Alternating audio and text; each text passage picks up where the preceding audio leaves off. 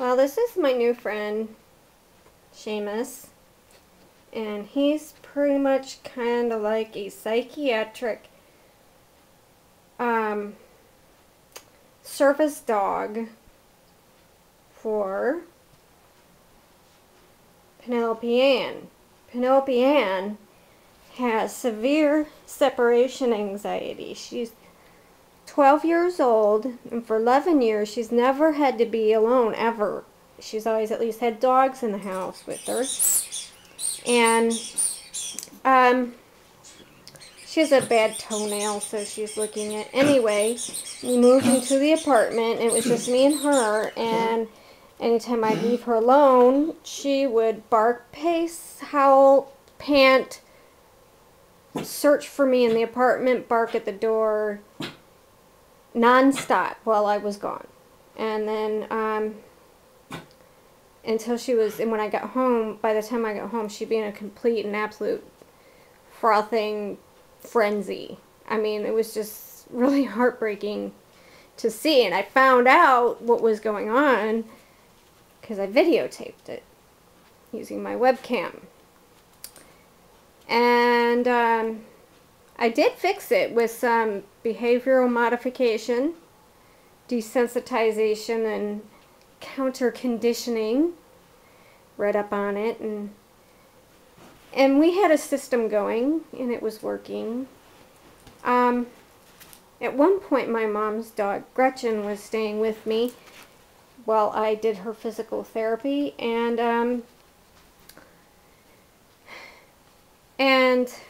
I noticed that the separation anxiety was gone. So, well, now she's looking her bum, I think. They had a bath today. Anyway. But then Gretchen went back to Mom's house, and now Mom's in Texas, and she can't even babysit anymore. So, I tried the behavioral modification, and it was working, and then something must have happened. Something spooked her. Either something, a loud noise from the people on the other side of the wall, or someone rang the doorbell, or something. Who knows? She's really sensitive to sounds. Every once in a while, my smoke detector will start beeping randomly, and that like freaks her out, makes her shiver and shake. And anyway, it was so bad that the vet, since they want you to try training the behavior modification first, and since that failed, she is now on an antidepressant for anxiety. It's a tricyclic, and it is one that people take. I don't know the trade name, but here it's clomipramine, one of the means, clomipramine. But dogs also can take like Prozac and stuff for it. It's been about 3 weeks since she's been on that, 3 weeks or so, and it's helped some, but it's never meant to help completely. Just like with humans, you can't just take a pill and it's all better. Okay? So, just like with humans, if I want her to not experience this intense anxiety, she needs exercise, which it was starting to get nice out, starting to get warm. It was sunny today. She doesn't have to wear a bulky coat, and we went for a nice long walk. Just like with humans, it decreases tension, relaxation, those feel-good hormones. And then, what else do we do? Ice for her, aroma. I think you could kind of call it aromatherapy, but it's quiet moments. We spray this every morning on her bedding. And Seamus's, that's the new dog's name. just for the heck of it. This is her pharmacy here for my dog. She has these calming stress reduction supplements. That's for her arthritis. The Medicams for her arthritis. And I had to make, you know, and she has a thyroid problem. We had to make sure everything was on track medically, that wasn't causing it. And I made the decision that some dogs, don't go out and get a dog just because your dog has separation anxiety. Some dogs are freaked out by being separated from a certain person. But I already knew that she was just freaked out about being alone. And this poor boy, he's in this world of pink that was for my Penny, and I'm gonna have to get some blue or brown or something for her. And her toenails bothering her, and she's cranky.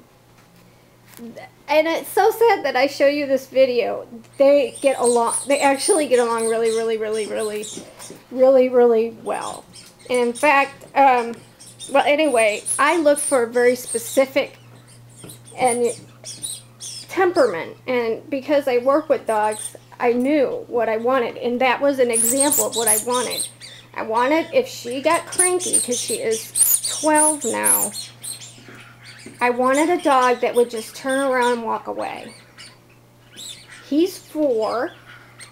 He's still a little playful and still like to go for the longer walks with me that she can't go on sometimes. But she has been walking. So if you go for your walks, you get a walking partner, because now she walks faster and further, is more inquisitive and active with a buddy. I wasn't enough, I guess. And then today was the big test of them being alone. For about 50 minutes I left them, and I taped it, and Penny was here at the front door, started barking, and then Seamus came up and sat down right next to her, and he didn't bark or anything. He just sat with her, and she stopped barking and laid down, and he waited with her for about 15 minutes, and then he got up and went into his chair, and she got up and went into her chair, and they remained like that until I arrived home. And I came home to 2 happy to see me but calm dogs. Isn't that just super awesome? And I really hope it continues to be like that, because I have been kind of a little bit of a prisoner because I care that much for my dog, because this dog saved my life as a puppy. She got me out of she's the one, I did a video on it, that got me out of a depression I'd been in for like over a year, and ECT, meds, doctors, therapists, nobody got me out of it. She got me out of it. Anytime I'd end up in the hospital, when I would start coming out of it, whatever I was in, mood episode, I'd think, oh my God, Penny must miss me, I gotta get home. And I would take care of myself so I would be able to stay out of the hospital. So I owe her, at this stage in her life, towards the end, which is really hard for me to say, to do what I can for her. And Seamus was a dog at the shelter where I volunteer at. And he was a dog that I said, even before I thought about getting another dog, this is the dog I'd take home.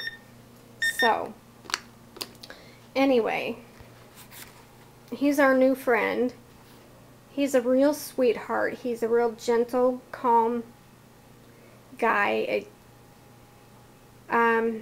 He's obsessed with the border collie across the way, though.